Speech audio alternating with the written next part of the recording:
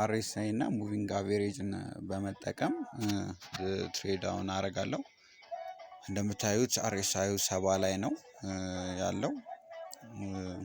ሰው አረንጓዴዋ ክሮስ ስታረግ ቀዩን ሙቪንግ አቬሬጅ ወደታች ዳውን እጫወታለሁ ማለት ነው። ሰው በዚህ ስትራቴጂ ሁለቱም አሁንም ጠብቀው አረንጓዴ አረገች አሁን እጫወታለሁ ማለት ነው። ዳውን አዘዝኩ ማለት ነው። ሰው ውጤቱን አብረን እናያለን ማለት ነው።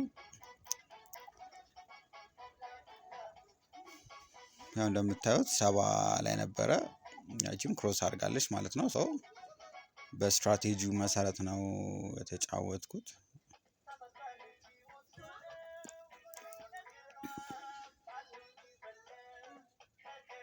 አይ ቲንክ ዳውንዋርድ ይመስለኛል ትሬንዱ ስትሮንግ ነው ካያችሁት።